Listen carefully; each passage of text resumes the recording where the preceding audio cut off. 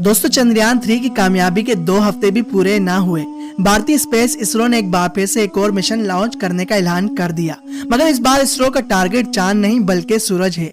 Aditya L1 Bharat का पहला mission जो सन को स्टडी करेगा, लेकिन जैसे चंद्रयान चांद पर उतरा था वैसे आदित्य L1 सूरज पर लैंड नहीं करेगा, बल्कि दूर से ही सूरज को स्टडी करेगा और सूरज की इंफॉर्मेशन इसरो को देगा।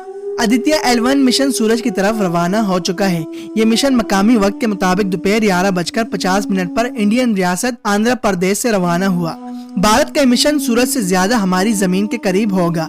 आसान अल्फाज में समझा जाए तो भारत का मिशन लॉन्च होने के बाद जमीन से 15 लाख किलोमीटर दूर जाकर लैग्रेंज 1 के एक ऑर्बिट में घूमेगा। इस पॉइंट तक पहुंचने में तकरीबन 4 महीने का वक्त लगेगा और पहुंचने के बाद 5 साल तक वहीं पर ही रहकर सूरज को स्टडी करेगा। दोस्तों सवाल यहाँ पर यह आता है कि आखिर ये लैग्रेंज पॉइंट है क्या। मगर दोस्तों वीडियो में मजीद आगे बढ़ने से पहले हस्बे रिवायत चैनल को सब्सक्राइब करके बेल आइकन को प्रेस कर लें और वीडियो को लाइक करके शेयर कर दें। नाज़रीन, स्कूल में साइंस में न्यूटन की ग्रेविटी ने तो सबको सताया होगा, मगर कुछ याद हो या ना हो, लेकिन न्यूटन का थर्ड लॉ सबको याद होगा। For every action there is an equal and opposite reaction। क्या आपको पता है ये रूल्स स्पेस में भी फॉलो होता है। अगर सूरज की ग्रेविटी जमीन को इफेक्ट करती है तो जमीन की ग्रेविटी भी सूरज को इफेक्ट करती है।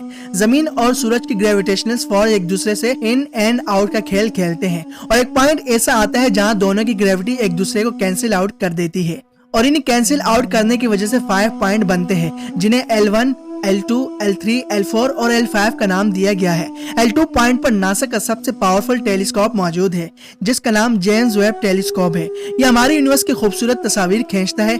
L1 सूरज को ऑब्जर्व करने के लिए एक फ्रंट रो साइड है, जहाँ से सूरज का 24/7 का व्यू मिलता है और सोलर एक्टिविटी को मॉनिटर किया जा सकता है।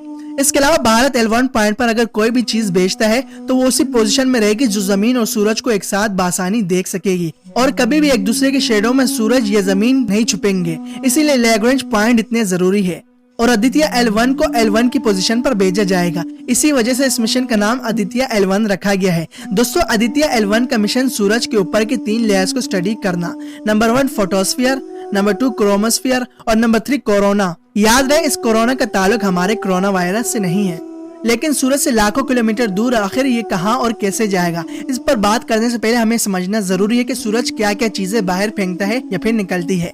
हमारे सोलर सिस्टम का सूरज, जिसका डायमीटर तकरीबन 109 गुना ज्यादा बड़ा है जमीन से, वजन में 3,33,000 ज्यादा भारी है जमीन की बदौलत। यूँ समझ ले कि 1.3 मिलियन अर्थ एक सूरज के अंदर फिट हो सकते हैं। जैसे जमीन के अंदर अलग अलग लेयर्स मौजूद होते हैं, इसी तरह सूरज के अंदर भी अलग अलग लेयर्स मौजूद होते हैं। दोस्तों अब बात करते हैं सूरज से निकलने वाली हीट और लाइट की। इन हीट और लाइट के अलावा भी सूरज से हर तरह की इलेक्ट्रोमैग्नेटिक रेडिएशन निकलती है, जिसमें न सिर्फ हमारी विजिबल लाइट आती है बल्कि अल्ट्रावायलेट रेडिएशन, जिसकी वजह से स्किन कैंसर भी हो सकता है।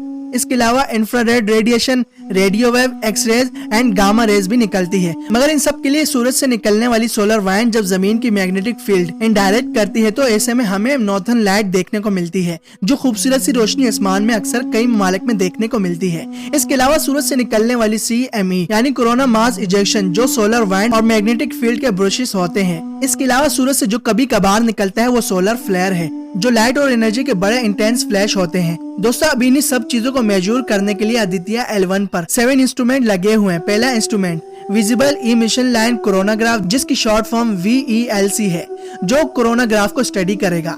दूसरा सोलर अल्ट्रावायलेट इमेजिंग टेलीस्कोप, जिसकी शॉर्ट फॉर्म SUIT है, ये सूरज की फोटोस्फीयर की इमेजिंग लेगा अल्ट्रावायलेट स्पेक्ट्रम में। तीसरा सोलर लो एनर्जी स्पेक्ट्रोमीटर, जिसकी शॉर्ट फॉर्म SOLAXS है। और चौथा हाई एनर्जी ऑर्बिटिंग एक्सरे, ये दोनों सूरज से निकलने वाली एक्सरे को स्टडी करेंगे। पांचवा Aditya solar wind particle experiment, जिसकी शॉर्ट फॉर्म एक्सपेक है। और छठा प्लाज्मा एनालाइजर पैचेज, जिसकी शॉर्ट फॉर्म PAP है, और ये दोनों सोलर वाइंड को स्टडी करेंगे। सातवां और आखिरी आता है मैग्नोमीटर, जिसका काम मैग्नेटिक फील्ड को मेजर करना, वो मैग्नेटिक फील्ड जो L1 पॉइंट पर आ रही है। दोस्तों इन 7 में से 4 इंस्ट्रूमेंट डायरेक्टली सूरज को स्टडी करेंगे और बाकी 3 इंस्ट्रूमेंट L1 के आसपास रहकर मेजरमेंट लेंगे।